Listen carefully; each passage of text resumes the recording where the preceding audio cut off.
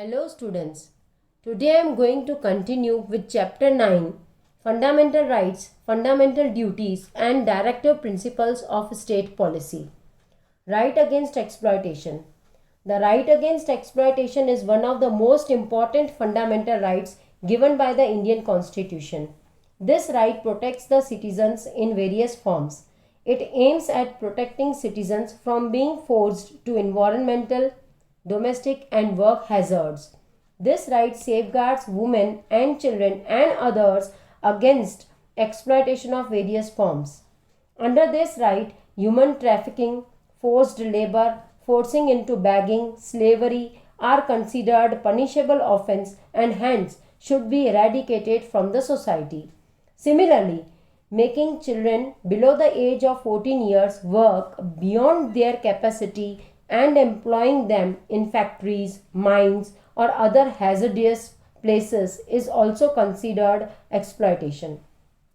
To save children from below 14 years of age from exploitation, the Constitution has made specific provision of not allowing them to be employed for any hazardous work.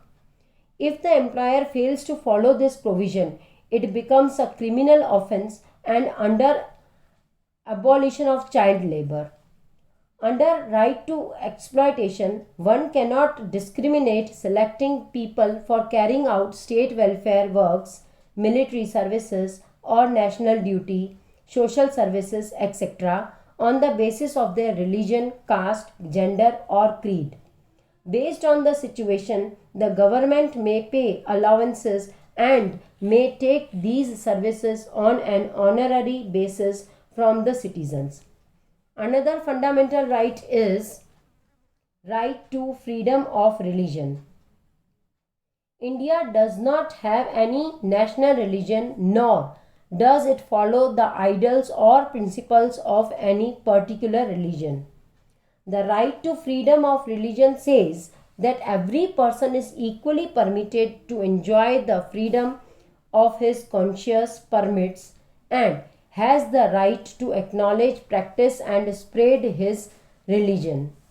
There are certain restrictions put on this right to maintain public law and order, morality and peace in the country. State does not interfere in religious matters. People are free to conduct and run religious affairs. This includes the freedom to establish and maintain charitable institutions, either to manage religious affairs and acquire and manage movable and immovable property for religious purposes without going against the law. This right does not apply to individuals. Only those religious bodies that have a structured organizations have the liberty to enjoy this right. Moreover, the secular activities that these bodies conduct are administered by the government. Under this right, religious organizations can also set up and manage educational and other charitable institutions without any intervention of the state, as long as these institutes do not pose any threat to public law and order.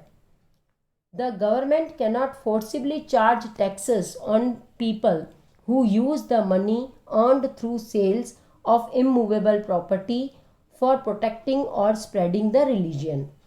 If a person is attending an educational institute which is either run or acknowledged by the state, then he should not be forced to take part in any religious activity that may be instructed or taught in such institution.